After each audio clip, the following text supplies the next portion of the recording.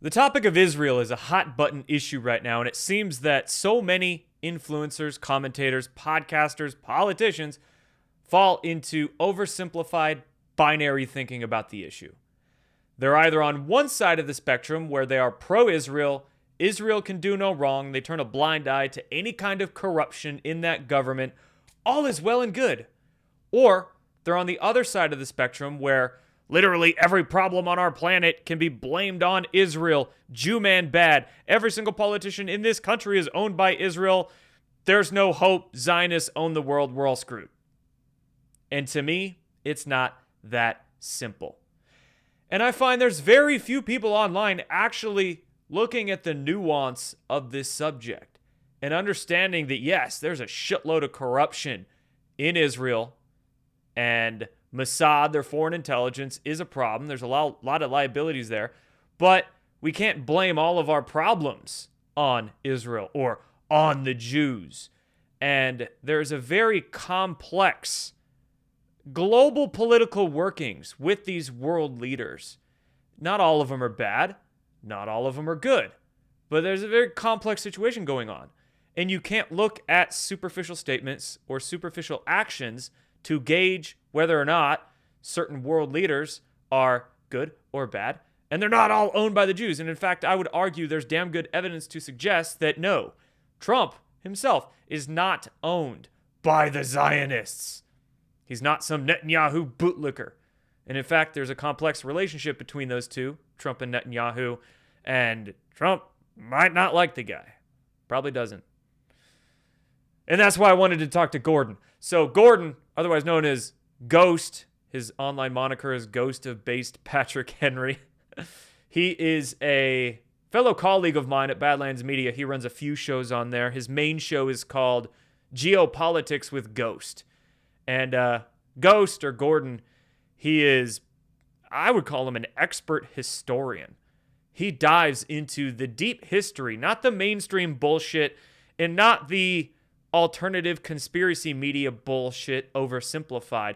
He actually dives deep into the nuance of history, what the truth of the history might be, and what the true history might lead us to understand with current events and current geopolitical matters, and the complex relationship of these world leaders, whether it is Netanyahu or Trump or bin Salman of Saudi Arabia or the president of Turkey or Putin in Russia or Ukraine or all these different things, right? Gordon's great. So I talked to him yesterday actually, releasing it today, about namely what's going on in the Middle East. I mean, we could have talked for hours. I wanted to ask him more about Putin and what's going on there. We didn't have time to get to that. But we really focused on the Middle East. Of course, Saudi Arabia Crown Prince bin Salman was at the White House in Washington, D.C. this week with huge multi-day events. So we talked a little bit about Saudi Arabia and the inner workings there and how Saudi Arabia's relationship in the U.S. is progressing. But also, we dived into Israel, of course, looking at Netanyahu, looking at how Trump, maybe he has to act like he's Netanyahu's friend on the world stage in front of the cameras. But really, when you look at the inner workings of their relationship, there's a power struggle going on, a definite power struggle. And it does not look like Netanyahu is a fan of Trump and vice versa. So, no, you can't blame all the problems in the world on Israel. You know, the way I see it is that the New World Order is a multinational or transnational group, New World Order, Illuminati, globalists, what have you, and they use these different countries and different groups as assets. Yes, Israel, Mossad, Unit 8200, they're one section of the web, but there's a lot of other assets or sections of that web that the New World Order leverages as assets. You got the CCP in China, you got the World Economic Forum in Europe, you got different globalist groups in North America here, of course, also others in Europe and in the Middle East as well. So they use a lot of puppets, but right now it appears in a lot of these countries, these world leaders are breaking their puppet strings free from this New World Order. And sometimes it doesn't look like that. Sometimes the bad guys look good and the good guys look bad. So Gordon is great at diving into the nuance. I think you will appreciate this conversation. We talked quite a bit about Saudi Arabia for the first 20, 30 minutes. And then the latter half of the podcast is diving into the complexities of the Israel situation. So, hope you enjoy it. If you want to go follow Gordon's shows or his Twitter account where he shit posts a lot of great stuff on geopolitics, I will link the playlist to his Badlands show and then his Twitter account down below in the description. And without further ado, here is Jordan Gordon on geopolitics. Gordon, Ghost to base Patrick Henry, whatever you go by online, man. Good to have you here. Jordan, it's great to be here, man. Yeah, good to see you. Thanks for having me. Yeah, so you run geopolitics with Ghost on Badlands, right? I'm putting this out on my YouTube channel and everything, so I just want to tell people who aren't familiar with you the shows you run and like your background and your expertise. Geopolitics with Ghost. Yes, that's my area of focus is geopolitics. So the show that's one of my more recent shows that I started, but I think I'm like 57 episodes in now. So I say that, but it was probably 8 months ago. Is Geopolitics with Ghost, and that's basically just me for now. It's 2 hours. It started out as a 1 hour show of me just going around the news cycle, and it's a little different every show. Like I kind of cater to whatever I'm doing. But I try to spend I'll spend like an hour on like the Middle East, and then the second hour I'll do Russia. I mean, sometimes the first hour I'll do Venezuela, the second hour I'll do Asia. You know, it's like we look at maps, we look at history, we look at. For me, it's more important on that show for people to walk away with a deep understanding of one storyline or one subject, as opposed to just like hitting 15 different stories and just reading the article and moving on. So. You know, sometimes it'll be a live dig, sometimes it'll be whatever, but that's the main thing I do. And then, you know, I do Breaking History, which is a history show. I do Badlands Daily, which is a current event show. Book of Trump, which is a story, a show about capturing the story of pretty much what we're living through over the course of effectively Donald Trump's lifetime. And he is the organizing spine, but he's not even featured in every single episode. You know, we'll do an episode on a character, an episode on an event, on a country, whatever. But it's recapping everything going back even before Trump was president. So awesome, man. And I'll put a link to your playlist with geopolitics down in the description underneath this video. But that's why I wanted to have you on, because you really look at things globally. And I find a lot of these influencers on the internet or podcasters, they'll look at like one country, whether it's, oh, I'm freaking out about Qatar, or I'm freaking out about Israel. And really, to get a solid grasp of things, you have to look at the interrelationships of all these different countries and all the power players between these countries. And that helps you identify whether maybe they're working on like team humanity or whether working for the New World Order, their own selfish agenda. And I guess to get into this conversation, you know, just yesterday, Saudi Crown Prince bin Salman was at the White House, huge event. So many star-studded people there, from Elon Musk to freaking Cristiano Ronaldo. And today, I think they held a investment summit as well. So it's like a multi-day sort of event they're having with Saudi Arabia and American relationships. So what are your, I guess, getting into this, there's so many different sort of angles we could attack this whole relationship between Trump, Saudi Arabia, Israel, Russia, like what's going on with these countries. Let's just start there. Saudi Arabia and the U.S. What's been going on with bin Salman and Trump? Yeah, so this is actually the relationship that I think really is at the top of my list, and the thing that I've focused on and that people probably most know me for is the Middle East, specifically Saudi Arabia, specifically Mohammed bin Salman. You know, I've studied history for 20 years, majored in college, all that stuff. But I always kind of veered away from the Middle East. You and I are the same age. I was 13 when 9/11 happened. And I just had so much fatigue by the time I got to college about the Middle East, because it was just pounded at us from all angles on everything, right? Yeah. And it's such a quagmire. It's very overwhelming to like try to understand the Middle East. But then when Q happened and the sword dance and MBS and the purge, I felt obliged to actually go and understand, okay, what is the House of Saud? What is Saudi Arabia? And to your point about it's, you know, people want to look at one specific country or one specific thing. What I learned really quickly is, okay, well, now I need to understand the history of the House of Saud. Now I need to understand the history of Arabia, the history of the Middle East, the history of Islam. Like all of those things became necessary to try to put everything into context as what's happening. When it comes to Trump and MBS, I see this as a once in a generation sort of moment where these two people have these two leaders have the opportunity, the potential, um, providence, whatever, to seriously change like the course of civilization, and that's what I see out of the two of them. A lot of people make assumptions about this stuff this specific subject, MBS, the relationship between Trump and MBS. Um, some of those assumptions I used to make myself until I went and really like dug into it and understood what happened. Like, how did Trump and him get into contact? How did they meet? What was the driving force? I used to think that, Trump went and sought him out and said, hey, he should be the guy running Saudi Arabia. And I actually came to learn that it was quite the opposite. It was MBS, was already on the up and up. He was never supposed to be crown prince. Like, against all odds, it became crown prince. And in 2014, when he really was beginning to consolidate power and begin to make moves. His father had been appointed crown prince in 2011, and then his father made him one of his top advisors.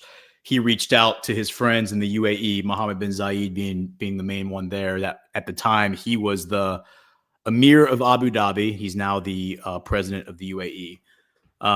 But he asked him, "Hey, I need friends in America. I need friends in the West who are going to like help me because I have this really ambitious plan." The origin point of that plan, by the way, was 9/11. He, as it's described, is that when he was 16, his mother called him in. He watched a second plane hit, like we all did, and then immediately was just thought in his head, "They're going to come after us." And then they announced they found all the passports, and they're all Saudi. And then he said, I am going to hunt down, like we've been framed, I'm going to hunt down every single person involved in this and bring them Yeah, to it's like justice. the CIA and Mossad and all these intelligence Yes. agencies clearly framed Saudi Arabia for being behind 9/11. They've been the fall guy Yes. ever since for it. Yeah, and it's really important to understand about MBS. He's different from all the other cousins. He's different from every single other one. And the reason is at that same time, 2000 and 2001, his two older half brothers. So he is the oldest of his brothers from their wife. I mean, from their mother, who is the second wife of their father. From the first wife, he had five other sons, um, and those sons were in their 40s in the late 90s, early 2000s. They became famous. Seemed like good guys, seemed like nice, nice guys. I don't think they were involved in any of the funding of ISIS or whatever, but very Western friendly. When the when the Gulf War happened, one of them was very famous for meeting with the media and like welcoming into his palace and ingratiating himself to the media. He also owned a bunch of horses, won the Kentucky Derby, all that kind of stuff. They both die of health causes in 2000 and 2001, like within 18 months of each other. And the father's devastated. And so instead of going to like boarding school in Switzerland or college in America, which is what every Saudi person does, a Saudi royal family member, male or female, he stayed at home and he went to school in Riyadh. He went to college in Riyadh. He went to law school at Riyadh to help his father, to take care of his dad. And that really formed this relationship between them, where MBS was like a true, as the elders in the family say, true Bedouin, which is like the desert nomad, true Saudi, and was really in the eyes of these elders became the guy. Like, this guy actually embraces our culture and loves our culture, unlike all these other spoiled, rotten cousins who are just as happy driving around the south of France and partying in Now, LA or can I whatever. ask you a question real quick about the Yeah. spoiled, rotten cousins? So, Prince Al Walid bin Talal, Yes. he was taken down in that corruption purge in 2017, and bin Talal had real close relationships with the Clintons, with the Bushes. To me, he seemed like one of those spoiled, rotten, evil cousins. Would you agree with that? Yeah, I think that's actually a pretty fair assessment. And it's funny because Talal also had he had done business with Donald Trump a few times. I think he sold Trump his yacht, if I'm not mistaken. I think that's how that worked. And then Tom Barrack, Tom Barrack and Trump, who started doing business together in 1985, and then again in '88 when Tom Barrack sold him uh, the Plaza Hotel, which is the one property Trump always wanted in New York City.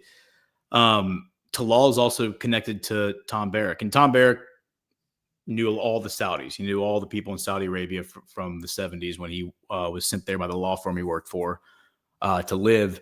And so it's weird that Talal like has that history and is but you know, small circles, I think, when you're at that level of wealth. Yeah, for sure. Yeah. So, but the father Salman is an interesting character because he's the governor of Riyadh in like 1953. His father, who's the founder of Saudi Arabia, this would be MBS's grandfather, who was born in 1985 and was 100 years, 1885 and was 100 years old when MBS, the current crown prince, was born in 1985. Can you believe that?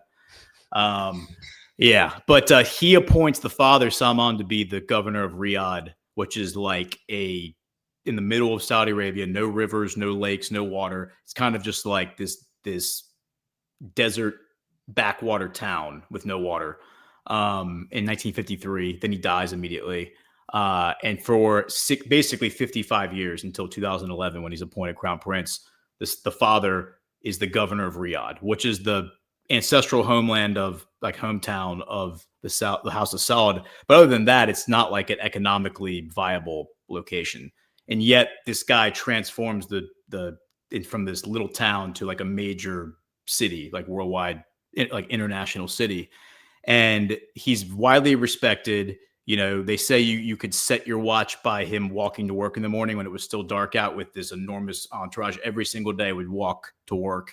But he also, most importantly, was a very just man. So he was the guy, because he was the governor of Riyadh, he became like the de facto administrator of justice against bad members of the family. So if like a princess goes off to Paris and spends $40 million, you know, shopping and partying and then doesn't pay her bills, he's the one who would drop the hammer on them. And he was known for throwing them in prison. He would throw them in prison when they would do that kind of stuff, because in his eyes, they were dishonoring the family, ruining their reputation, embarrassing themselves, and should be held accountable. And nobody else could hold him accountable, right? So yeah. because of that, he was very beloved by the people. Like the people in Saudi Arabia liked him because he was willing to as much as he could. I mean, there was plenty of corruption. Saudi Arabia has been known as a pretty corrupt place, and the Sun certainly recognized that. But if anyone was going to be held accountable in the royal family, it was because of the father, Salman. So MBS and Salman have this really close relationship. 2014, he recognizes he's coming to power.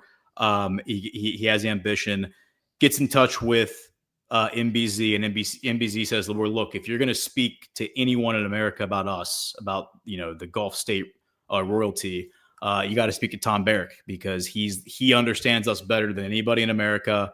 He's the guy to talk to. And then MBS reaches out to him, and eventually, very quickly, sometime in, I think, 2015, they're put in touch with Trump. Trump announces his candidacy for president.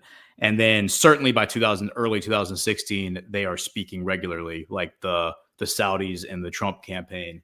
And so this relationship was way before Trump even became the Republican candidate in 2016. This relationship was there, and it was all done through Tom Barrack. And Tom Barrack recognized that, speaking with his friends in the UAE, that the best thing they could do would be to put Jared Kushner in touch with MBS, because they were the same age. They had similar views of the world. They, young, ambitious guys, and they would hit it off. And that would be the friendship that would basically bring the House of Saud and the Trump, whatever you want to call it, the Trump regime, administration, whatever, together. Regime in a good way. Yeah. Regime in a good way. But like when I say regime, I mean the royal regime, like MAGA as well. Like I would lump all of us into that, because there's a momentum, there's a like inertia to Donald Trump that carries all of us with him.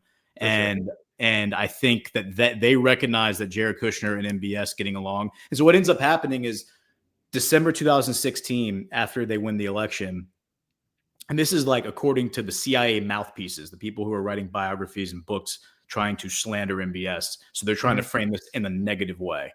And they're saying that Jared They're trying Kushner, to frame that whole Washington Post reporter Khashoggi murder on MBS as well. And That looked Yes. pretty clear because we had these sovereign alliance powers, Trump campaign, MBS, getting too close, New World Order threatened, so they're trying to make MBS look like a murderer and undermine him. Yes, and one of the key pieces of literature that does that is this book by a guy named Ben Hubbard, who is a Washington Post writer. I believe it was Washington Post / New York Times writer, Big who surprise.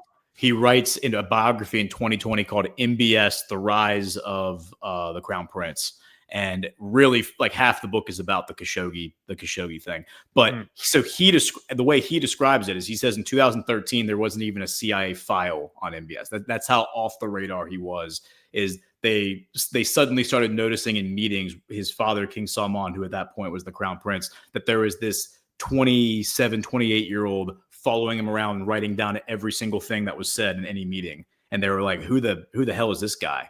And then they figured out that like if you go look, there's this guy has no footprint, like from his youth, online or anything. Despite the fact that he was known as like a gamer, sounds like he was probably on 4chan, he was day trading. He was into crypto, like in the 2000s. So he sounds Can like you he might have imagine been. Ben Salman just scrubbing around 4chan threads and shit posting on there? It sounds like he was doing that. So Elon's probably done it too, and a lot of these yeah, guys. So So, kind of just to, because I know I'm rambling on, but just to make a point here, yeah. Kushner and him start texting on WhatsApp in December of 2016. The State Department comes to Kushner and says, "You have to stop doing this. Like you are like you're going to be in this administration. You have to go through us. Like this is an official channel." This guy at that point is now the deputy crown prince and the defense minister, and he says, "All right, I'll stop." And then he keeps doing it, except then they just start sending emojis to one another. And the State Department, like the CIA analysts, are like pulling their hair out, being like, what do these emojis mean? Like, what are they even saying to one another? And I think they were just trolling at that point. They were just like fucking around with the CIA. But the State Department was livid because they couldn't control the relationship between Jared Kushner and MBS. So I think what we're detailing here is that in any of these countries, America included, Saudi Arabia, all of them, there's power struggles going on between basically good factions and bad factions. So you can't necessarily boil it down to oversimplistic black and white thinking like all country good, all country bad. Now you bring up Jared Kushner, and a lot of influencers on the internet, people on the internet will say, "Oh, Jared Kushner, he's owned by the Zionists." That is a big question mark I have about the Trump administration, is Jared Kushner and some of these other people as well. But it's bringing Ben Salman kind of into the conversation here. When I look at how Ben Salman was received at the White House yesterday, full color guard, jet flyover, horses, I mean, huge respect for Ben Salman that Trump gave him. And then you couple that, you put that against how Netanyahu was received when Benjamin Netanyahu visited the White House a couple months ago. Nothing. No flyover, no color guard. They just rolled him up in a black SUV and Netanyahu steps out. So I guess for those out there who try to claim that Trump is owned by the Zionists, Jared Kushner's owned by the Zionists, we're just a puppet state of Israel. I mean, again, power struggles going on in each of these countries. So what would you say to that narrative that Trump's owned by the Zios? Oh, I've spent much of what I have like researched and spent time trying to wrap my head around is that exact paradigm, and this is before that even became a paradigm, before that even was something that has become the thing that now is like framing and defining Trump's second presidency. Going back years, I've been looking into this, and it's important to understand the Netanyahu that there's even more to it than that. Like Netanyahu shows up for that meeting. There's not even a color guard out front. Like Steve Bannon was laughing, saying, "Where the hell is the color guard?" There's not even a Marine out there holding an American flag, which is the absolute bare minimum. And there were I didn't see any Israel flags, were there? Nothing. There was nothing. Yeah. President Trump was the only human outside to greet him, outside of, the people who were standing, like the media, the press that were standing deep down in the driveway. And you contrast that. That was a Monday. That Netanyahu came. the Friday before, the reason he was in the United States that at that time was because he was coming to the UN General Assembly, which was convening in New York City. That's right. He came and he gave that speech on Friday where everyone got up and left, and he was just very defiant. He was very angry. He was like, nobody's going to tell Israel what they're going to do. Like, we'll stop when we're ready to stop. Just kind of thumbing his nose at everybody. What's interesting is that the day before that, Trump had Erdogan, the president of Turkey, come, and full color guard, standard. I mean, all this is just standard for when these foreign leaders come, but very different from how Netanyahu was received. It's interesting that Trump scheduled that. It's almost like Netanyahu, if you go back and check the narratives, he kind of invited himself to the White House. He announced, "Oh yeah, I'm going to the White House," and they were like, "Okay, yeah, you can come on Monday." And then they brought Erdogan the day before his speech, the day before Netanyahu's speech. And that was when they signed the nuclear agreement with Turkey, saying we, the United States, are going to build a nuclear reactor in Turkey. And that, I think, was a shot across the bow to Netanyahu, because Erdogan and Netanyahu have been threatening one another since October 7th. So the attack.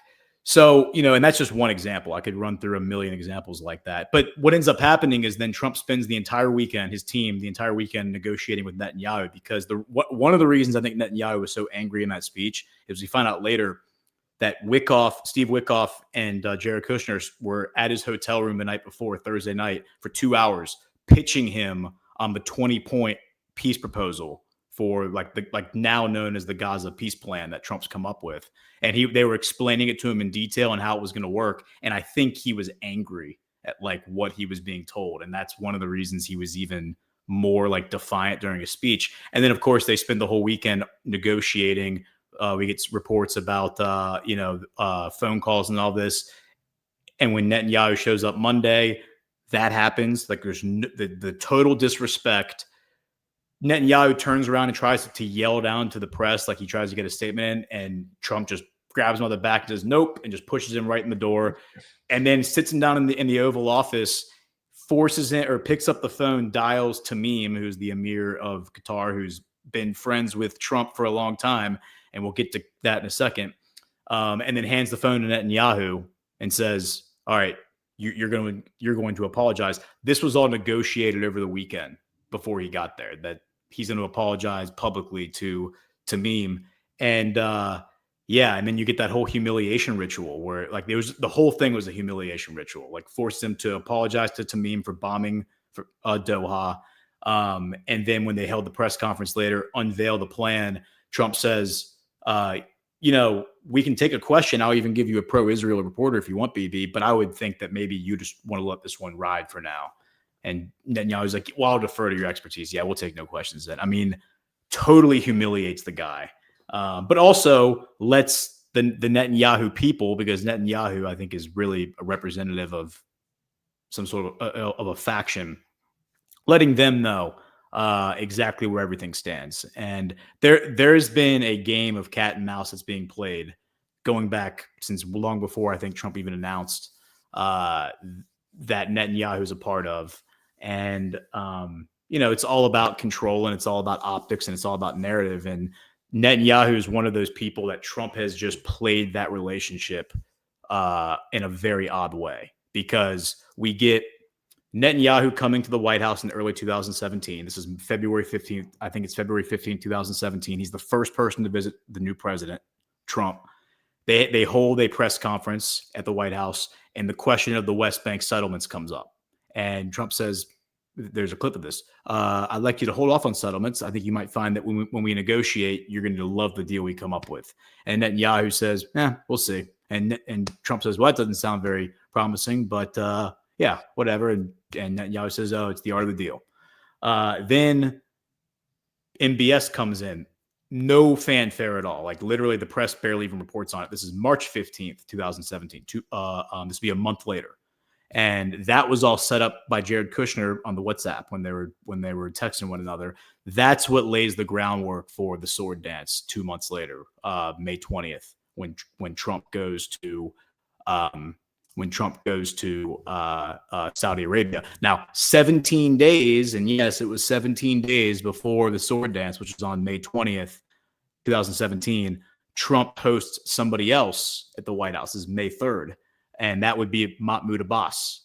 And Mahmoud Abbas is the president of Palestine, and there's a great moment they have in the Oval Office where Trump, in a very warm and like genuine moment, says, I know that you were the first president to sign a peace deal in 1993, where you recognized the state of Israel. And I want to be the president to make sure that you are the leader who signs the final and most important peace deal with Israel.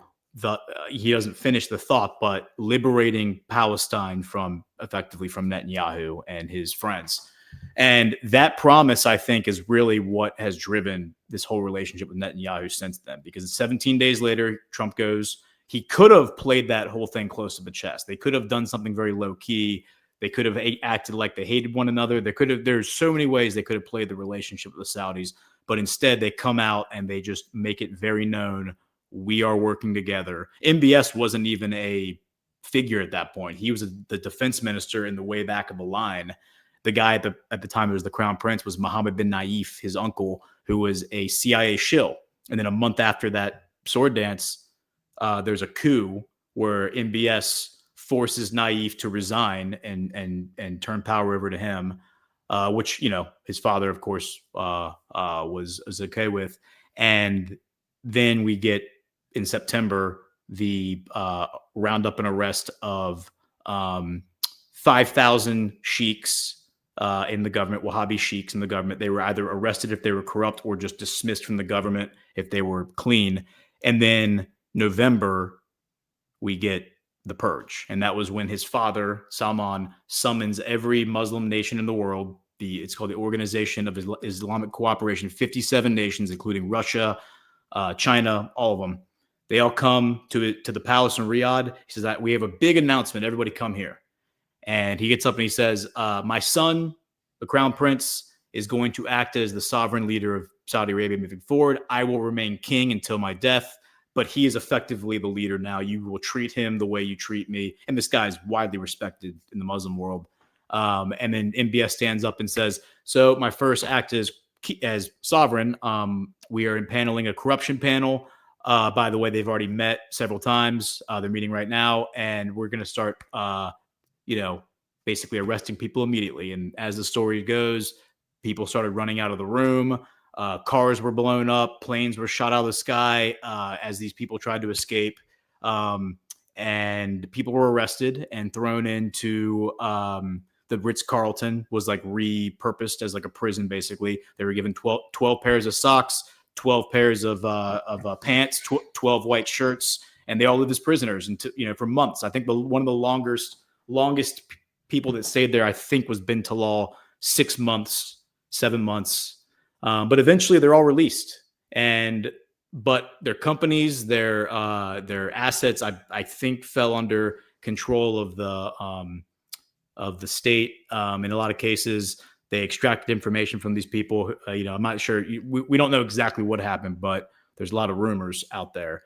But just to give everybody, to really drive this point home, I think it's worth watching this 2-minute video that I have. Because if we rewind back to the May 20th sword dance, what never gets talked about, Jordan, is what happened the day after the sword dance, or 2 days after the sword dance. So I posted this last summer, the summer of 2024, the day before Netanyahu came to Congress and addressed the two houses of Congress, under Biden. And that was when basically he was calling for a war with Iran with U.S. backing. So let's just watch we don't even have to watch this whole thing, just the first 2 minutes of it. We turn the sound off. I was just playing a Kanye song in the background. But so I'll just play with the sound on. I'm exhausted, barely breathing, holding on to what I believe. And no matter what, you'll never take that from me. My reign is as far as your eyes can see. It's now he's in Jerusalem. So amazing, so amazing. And instead of saying thank you to the United States, they now feel emboldened. Maybe they figure the deal was so good, we can do it every time. They can't do it, believe me. So, like, well, the point I'm making here, for those who are only listening, there's text on screen, and he's sitting there talking about Iran, but the way he's looking at Netanyahu and the way Netanyahu's looking back at him, there is so much tension in the room, and you're about to see it explode.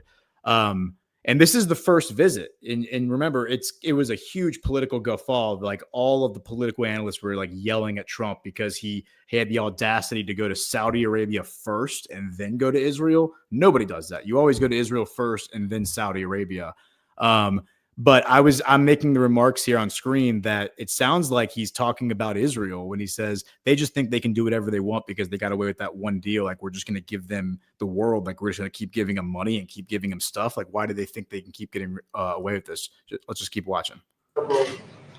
Terrible thing for the United States to enter that deal. And believe me, Iran will never have a nuclear weapon. That I can tell you. All right, so watch this in slow motion. This is like a ridiculous. Hesitate. It's amazing. Doesn't like So want to shake his hand. So Looks away from him, So like, amazing. It's amazing. I mean, Look at Trump's face too. He's got a. oh yeah, like, Yeah, so he much, did not want to shake that hand. he's not looking him in the eye right here. Like, look at BB staring him down, and Trump is looking away from him and kind of like frowning, and he's like, "I do not want to be doing this right now." And then watch this was in 2017.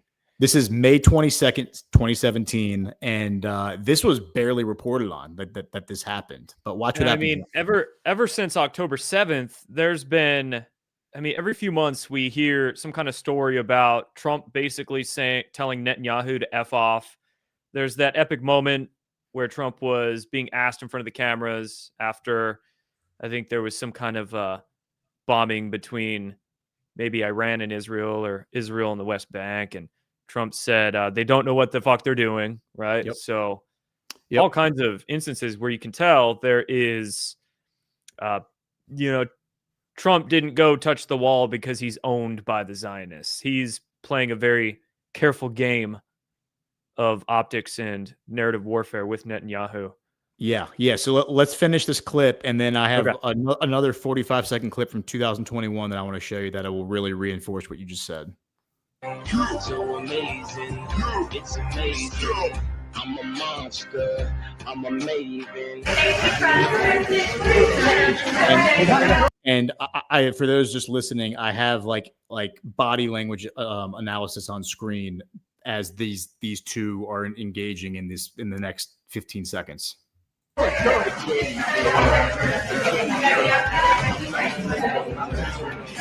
Netanyahu stands there. Where's my? Yeah. So like for those who are just listening, I would suggest you take a look. Come back and shake my hand. He literally, Trump stands up and literally just turns around. He knows. I mean, he clearly sees him right there. He just turns around and just walks away from him. Like, it gets even better from here. Just keep watching. Like, he has no idea what to do right now. He's like, what the hell is happening right now?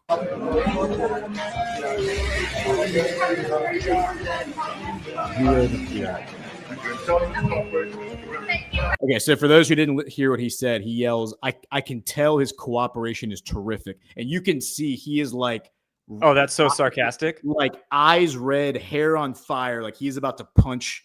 The way they were gripping each other's hands too is because Trump just totally disrespected him. Like, that's one of like the worst things you could possibly do to a political leader, especially somebody who is in the party of false decorum, who has the ego the size of Netanyahu. Watch what happens next. Trump stops and looks back at him and says, "What did you just say, punk?" And Netanyahu stops and stares at him and is like, "You heard me." They're sitting there sizing each other up. Well, and It's amazing. oh yeah, that was really funny. That was really, really funny what you just did. And Trump just goes, "Oh yeah, watch this," and then he stops everything.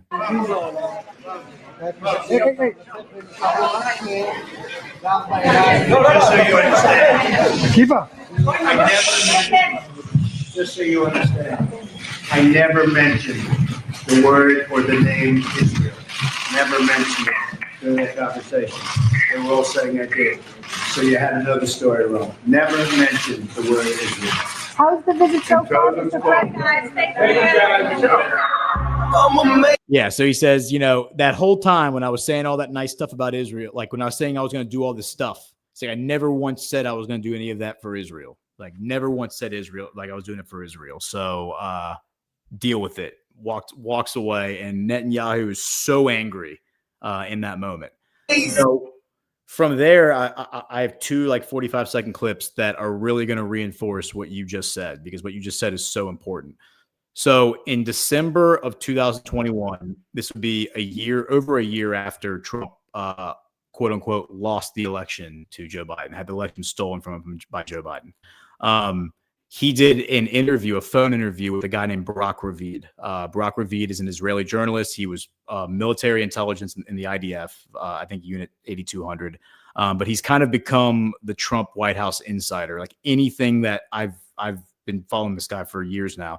Anything that Trump tells this guy, he reports it as told to him. And that doesn't mean everything he's reporting is actually happening. It's whatever he's being told. So if he's misreporting something, it's because Trump is telling him something and wants it reported that way. So, just to make it clear. So here is an interview, a phone interview that only aired on Israeli television in December 2021. You can see the channel 12 up here in the upper right. And so the visuals are being played on screen. These are just random stock visuals, but it's a phone interview you're listening to in the background. Listen to what he says, describing his relationship with Mahmoud Abbas, the Palestinian president who I mentioned he met with on May 3rd, which would have been 19 days before that moment just now between Netanyahu and him, 17 days before the sword dance. I thought he wanted to make a deal more than Netanyahu. And I will be honest, I had a great meeting with him, Abbas, right? I had a great meeting with him. And we spent a lot of time together, talked about many things. And it was almost like a father. I mean, he was so nice. Couldn't have been nicer. And after meeting with Bibi for 3 minutes, I looked at him and said, "You don't want to make a deal, do you?" And he said, "Well, and the fact is, I don't think Bibi ever wanted to make a deal." Why? I thought the Palestinians were impossible, and the Israelis would do anything to make peace and a deal. I found that not to be true. I think So that this is all for him. This is all saying, I want peace. It's all just, rhetoric. I don't know what it is. Maybe it's politics. I stopped Bibi in the middle of a sentence. I said, "Bibi, you don't want to make a deal." Because I told him I had a very good meeting with Abbas. We can definitely do a deal. And what the answer when you tell him that? Well, let's think about it. Let's not move too fast. After we started talking, I said, "Wait a minute. You don't want to make a deal." So basically, Trump is saying Bibi does not want peace, even though Trump met with the Palestinians to try to get a peace deal. Trump's saying Bibi doesn't want a peace deal. But the reason I wanted to speak real quick is because right now we have the United Nations, where Trump is becoming essentially do you know the name of it? He's becoming a peace broker or leader. He's the chairman of what they're calling the Board of Peace.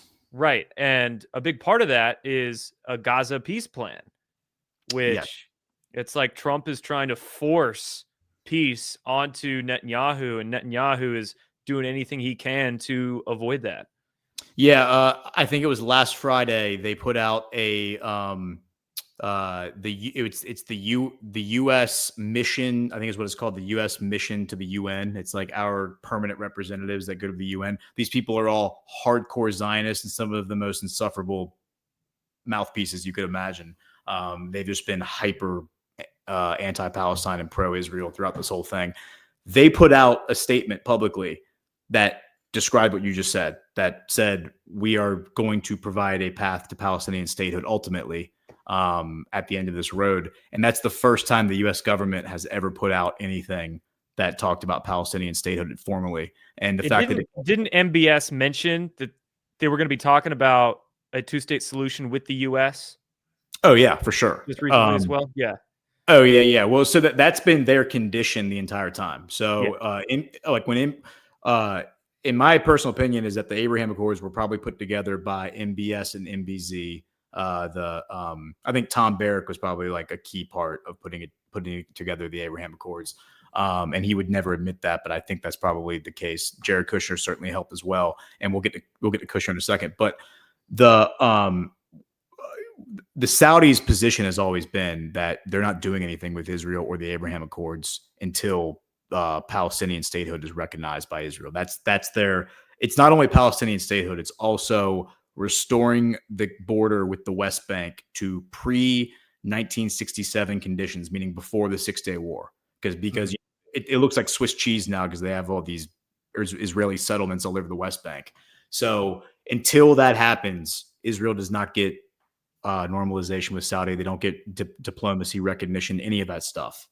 And all the analysts have been saying for years now that the Saudis were going to sell out the Palestinians, that they were going to relent on that they were going to blink first, that Trump, somebody was going to dangle a shiny object in front of them like F-35s or a nuclear deal or whatever. And by the way, in the past week or month, all of the Israeli mouthpieces have said, well, the lobby is leaning on Trump to make a nuclear deal contingent on normalization, to make an F-35 deal contingent on normalization. Nope, none of that happened because the MBS is saying, I gave my word that this is what we were going to do, and I'm sticking by it. We are not going to normalize until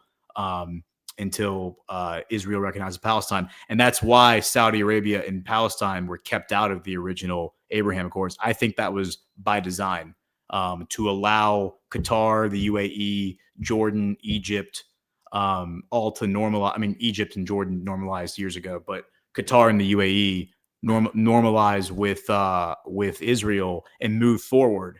And it's very clear that President Trump, the way he sold this idea of the Abraham Accords to the neocons, is the way he positioned it was, and even the Israelis, is that, hey, we're gonna get all the Arabs on the same team because they've all been in conflict with one another. Qatar hates the UAE and Saudi Arabia, and there was even a war between them during the first Trump administration.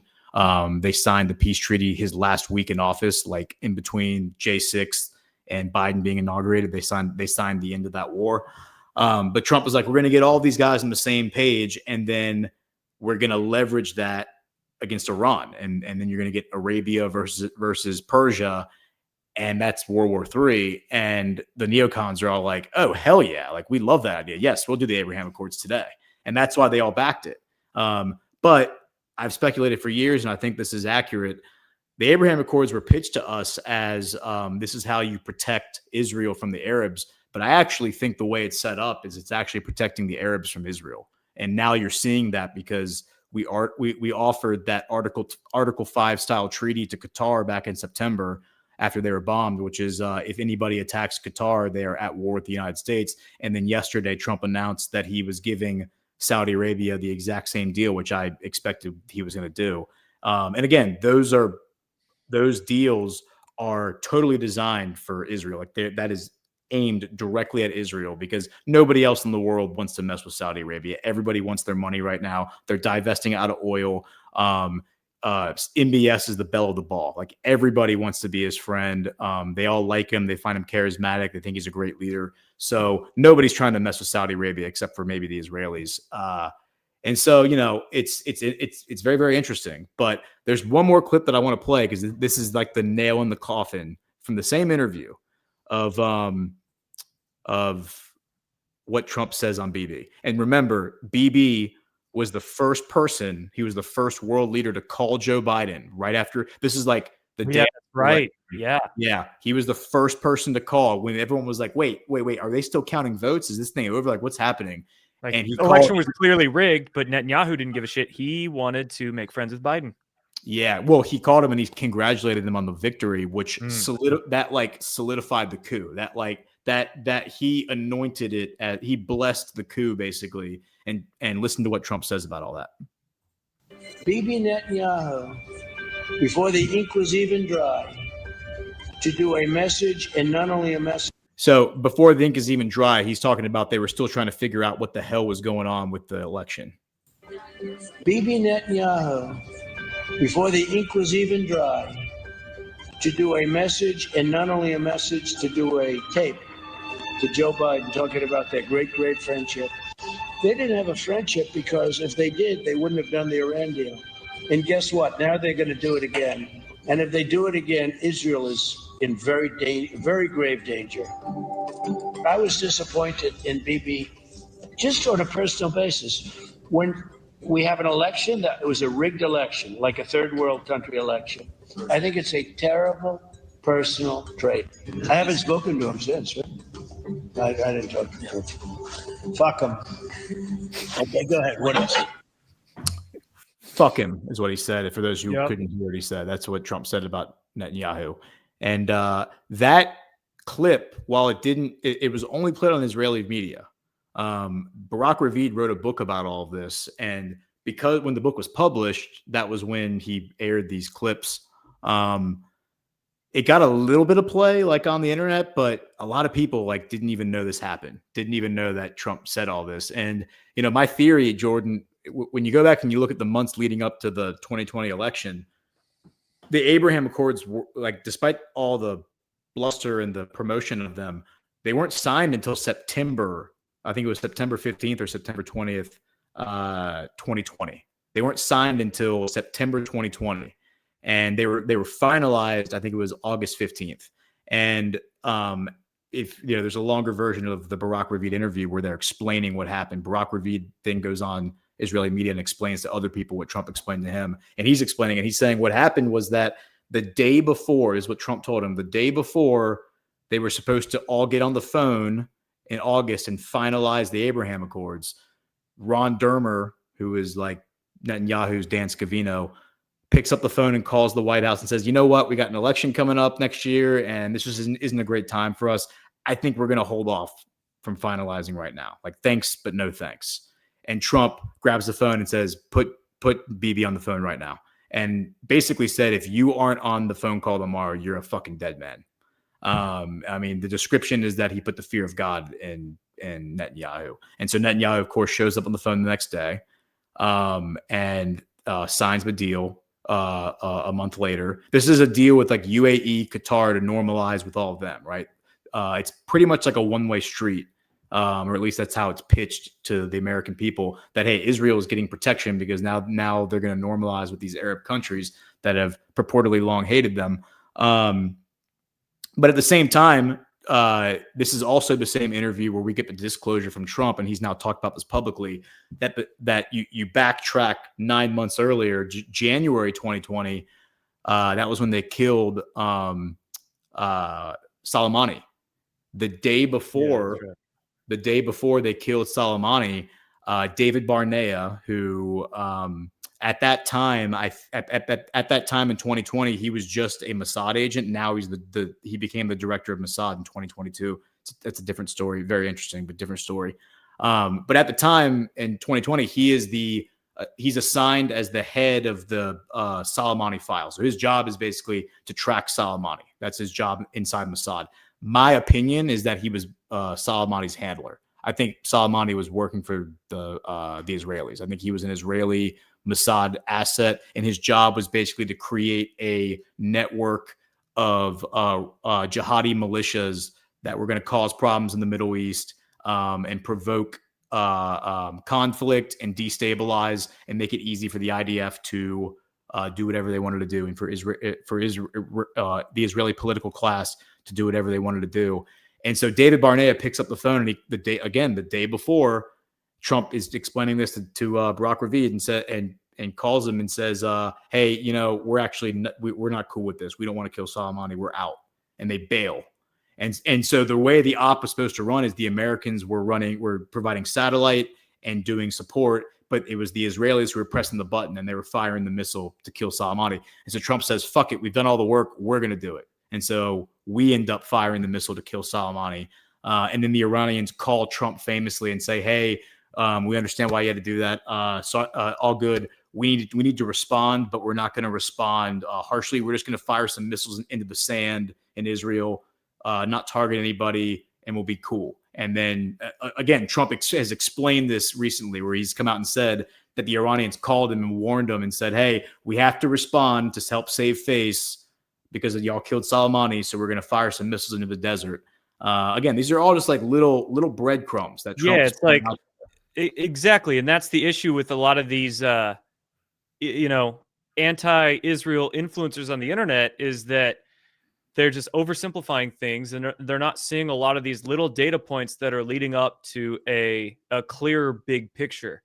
Yes. And it's like Trump is getting rid of Israel's assets, Israel's boogeymans, or Mossad's boogeyman, because you can't blame Israel for everything, just like you can't say America is the cause of everything, right? I mean, if you say fuck Israel, it's like saying fuck America. No, it's, who in Israel is doing the corruption. I mean, clearly a week or two back, you had a bunch of parliament members in the cassette. What would they call it? Knesset.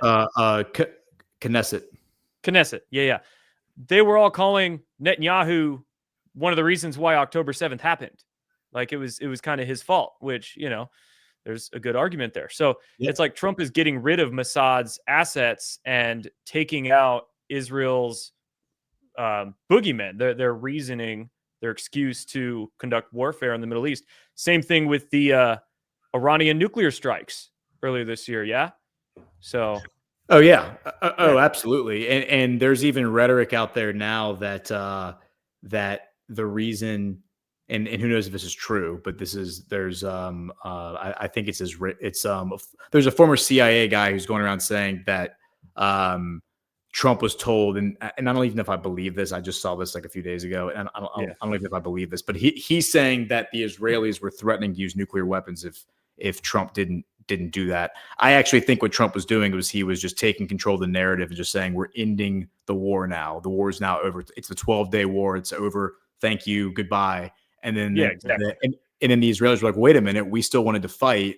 And Trump's like, no, it's over. The war is over. Thank you. Good night.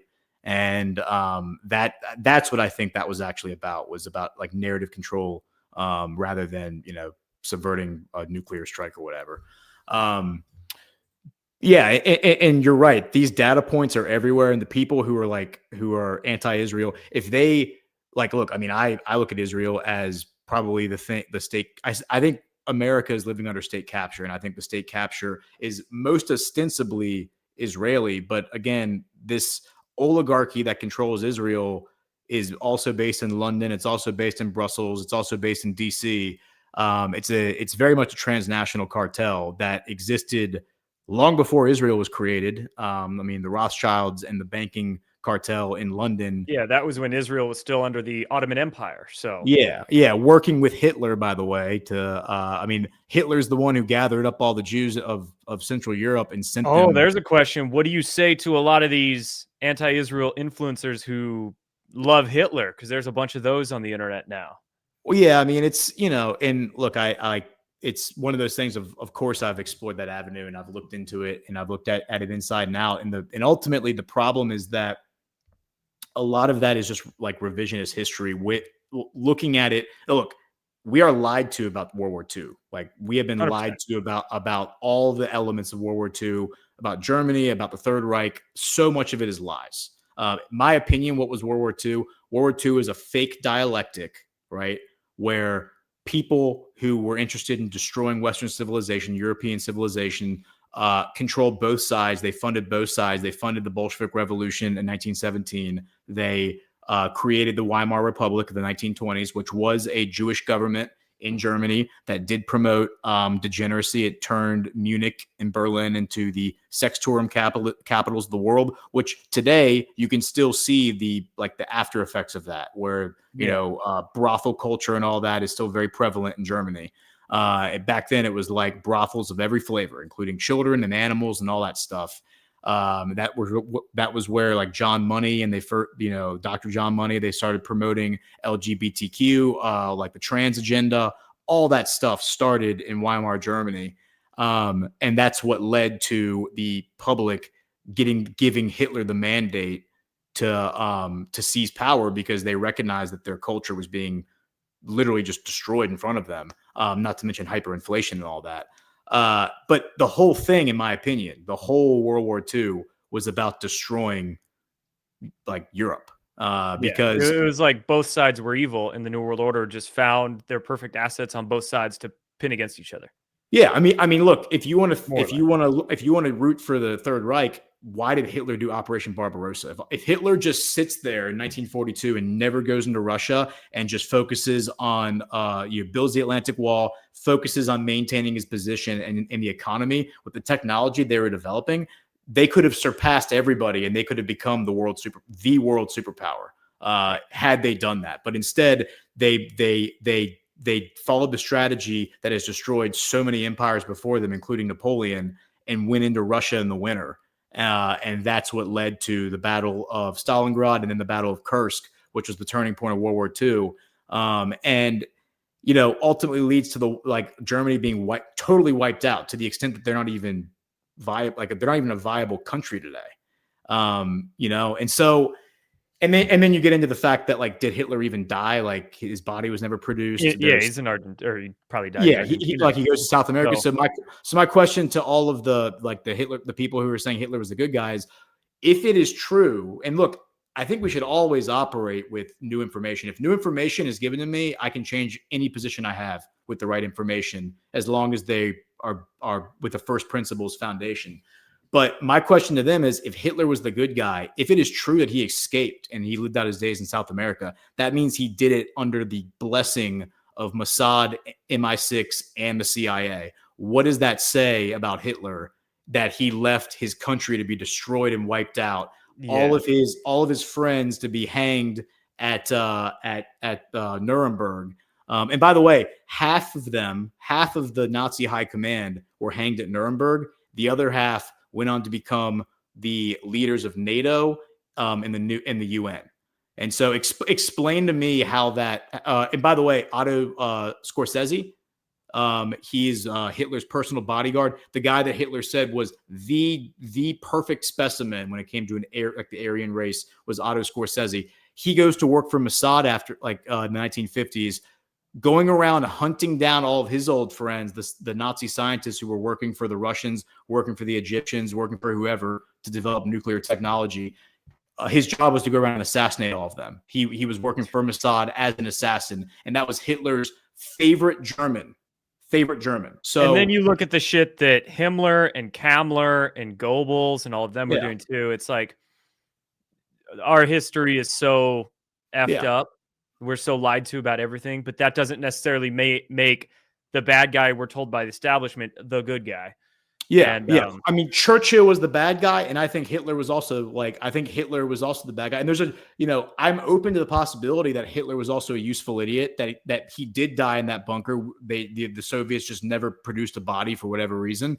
And maybe he was the Donald Trump of his day, and maybe he was let out and said, "Hey, here's the carrot, follow the path, respond to incentives," and then ultimately just killed off. Hitler was clearly not in power. There were esoteric occult groups. There were, you had silly. Your Brill Society, you had your Order of the Black Sun, you had shadow groups on both sides in America as well. You had the Bush family, you had the Prussian bankers. Alan Dulles. You had Alan Dulles helping both sides basically too. So the Prussian bankers out of Königsberg, which is northern, now it's Russia, but northern Germany, Prussia, the state that created the German state in the late 1800s, because up until that point, Germany was 300 kingdoms. The Prussian bankers were in bed with London. They all moved to London. They funded the King George's war against the colonists, the Revolutionary War. The Prussians were the ones who created the Templars. They're the ones who did the Crusades. These are some of the most powerful bankers in human history. You think that they lost their power to some lowborn Austrian painter because that guy had charisma? Like, that is a Disney story. Like, if you believe that, you're just naive. That the most powerful banking cabal in human history, with ties to like ancient Venice and London and all of that, like, they just lost their power to this charismatic painter. That's silly. It's just silly. So Hitler operated with their blessing, and then he either went off into the sunset and was allowed to live out his days, or he served his purpose and was killed off. But, I mean, Palestine was settled by 6 million Jews that were lifted out of Europe by Hitler working with the Bank of Palestine from London and sent to Palestine in the 1930s before World War II even started. Like that's how modern day Israel was founded. And there were people in the 1970s suggesting they should build a statue to Hitler in Israel because he's one of the most important founding fathers to Israel's creation. Literally people making those arguments like out in public in the 70s. So, you know, Crazy, I mean, it's like, I mean, this is the nuance that never gets discussed. The truth is somewhere in the middle. Like you have the official narrative, the official history. It's a total lie. The Holocaust, like being totally overblown from whatever these internment camps actually, these camps actually were. And then you have the other version, which is like a total inversion of the official history. That's also like full of holes and plot holes and doesn't make any sense. Those are like the videos you'd see on BitChute and stuff like that. Yeah. So, it's just revisionist history. Yeah. And that's exactly why I wanted to have you on and talk about this sort of stuff. And I know we're kind of getting close to time here. We've covered a lot of great stuff that I wanted to cover. There's so many more things I'd love to get into, like Russia and Putin, like other areas of the globe, but we'll have to do that another time. But getting sort of the final thing to talk about, bringing it to modern day Israel and kind of where it seems like these influencers online, the anti-Israel influencers, they oversimplify everything for their audiences, and they're trying to wage narrative warfare based on their oversimplification of what's going on with Israel to attack Trump and attack MAGA. And they're making that their sole focus, which I think is stupid because number one, the New World Order, they're using Israel as just one asset amongst many assets. They have the CCP over here. They have the World Economic Forum in Davos. They have their assets in the U.S. I mean, it's very complicated, the web that's weaved. Israel's just one part of that web. But these anti-Israel influencers, they make Israel their sole focus of everything.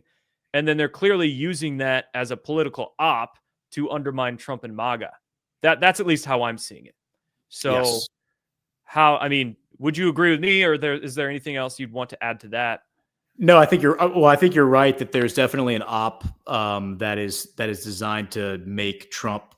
Obviously, I mean that's the open allegation now to the extent that like even Tucker is talking about it. And do you think these Israels are assets of Mossad, the anti-Israel, anti-Jew influencers? Who Tucker or your Fuentes types, your.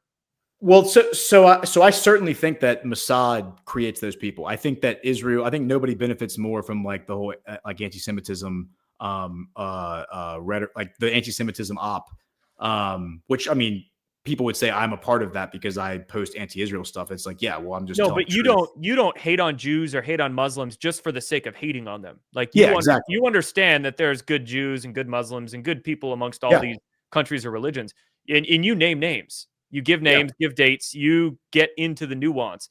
And that's my issue with the Candace Owens types, the Jake Shields, the Nick Fuentes, the Stu Peters. They don't do that. They don't get into this nuance and name names. They just want to say Jew man bad. And it's like a perfect justification for Israel to then play victim. Yes. And it's like another one of their boogeymen, right? And it's a perfect justification to pass the anti-Semitism laws. Hey, look at Nick Fuentes and all his cult followers out here. They're being actually anti-Semitic, so we're going to pass these laws.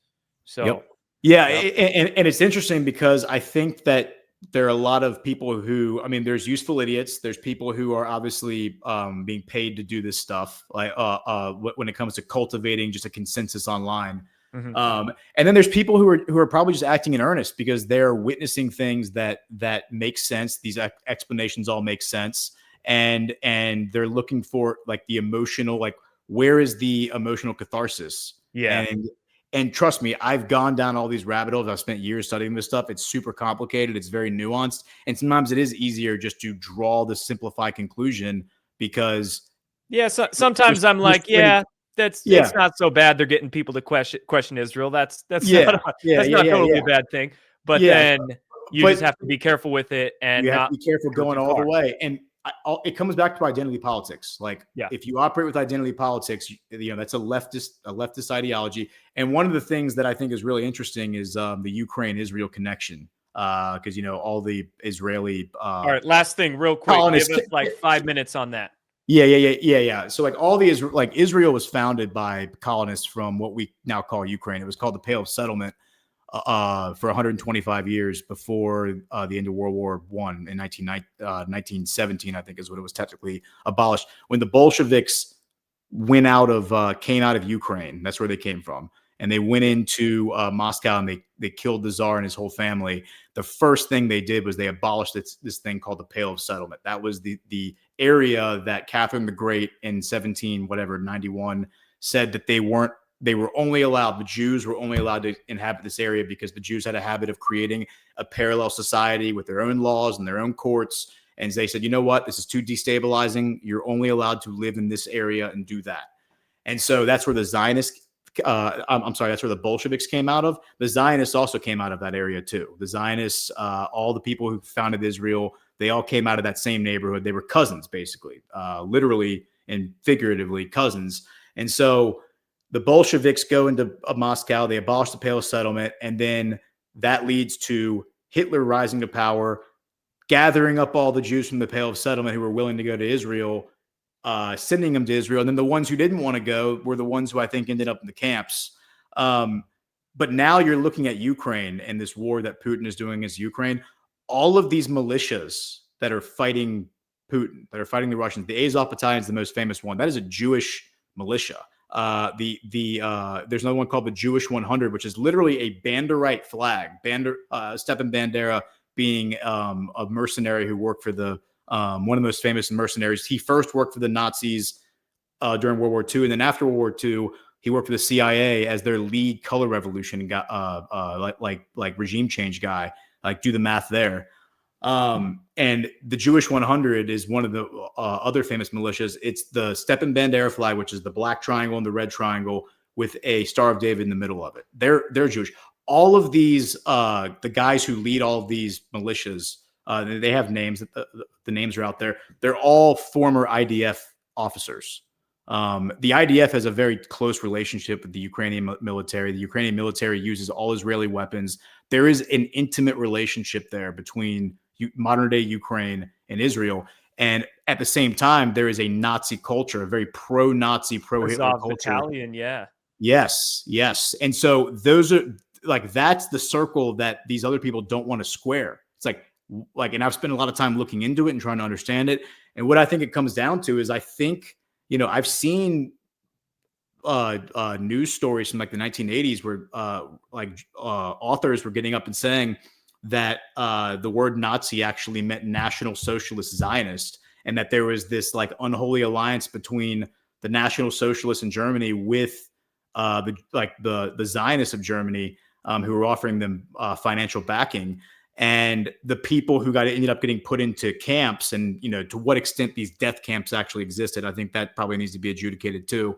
But the Jews that got put in camps, according to them, were the ones who refused Zionism and said, "No, we don't want that. That's against our act, against what Torah actually says." So it was actually, and the people who were running the camps, according to these authors, were actually the Zionist Jews who were working with the Nazis, and there were even the Nazi historians even acknowledged that there were, I think, 100,000 Jewish soldiers in the Wehrmacht, the army of the Third Reich, which was 11 million soldiers, and about 100,000 of them were Jewish. So there was a relationship there that needs to be addressed. And again, this is the nuance that everyone's talking about. It's much easier to do the dialectic of, is the Hitler the good guy or the bad guy? Well, maybe he was just an asset. Maybe he was something totally different. Maybe that's the gray. What's happening in Ukraine though with Putin saying we're going to eliminate this Nazi culture? Well, it's also a Jewish culture. It's a Jewish Nazi culture, and nobody will explain what it is. Nobody will explain why the Republican Party, which is made up of ardent Israel first Zionists, all also support the army of Ukraine at all costs. At all costs, they're like, we're going to fight Putin, the last man. All the pattern recognition suggests that Israel and Ukraine are very much the exact same thing. And this conflict that Israel is at the center of, which is Israel versus the Middle East and kind of the world at this point, I feel like the whole world's kind of turned on Israel, is also Ukraine versus Russia, which is kind of turning into Ukraine versus the whole world because the world is soured on Ukraine. And I don't have a firm answer. Everything I'm saying is just my own research and speculation. But there's a lot more nuance to this than I think people want to Yeah. engage in. And I wish it would get that kind of attention. But it's a lot easier to just engage in the dialectic and hit the dopamine button and say the thing that makes you feel good and oversimplify things instead of doing the research. Yeah. To your point. It's way easier just to say Israel bad, Trump owned by Israel. Yes. But hey, bro, I know you got to go. Whatever flavor of autism you have, I appreciate it greatly. And that's exactly why I wanted to have you on, is to explain some of these nuances. So, For sure. when does your Geopolitics with Ghosts show air on Badlands? What days and what times? It's Tuesday and Friday at 2 p.m. Eastern time. Yeah, that's probably the best place to catch me. And there's a few other shows on Badlands I do, but that's the best place to catch me. And then also the Badlands Media Substack. I write for the news brief every day, like doing takes on articles. So those are the two best places to find me. Cool. But yeah, and you're on Badlands Twitter Media in too. general. I'll link your Twitter down below. Yeah, sure. Appreciate you spending some of your time here, man. Dude, of course. Anytime. I love doing this stuff. So cool, for sure. All right.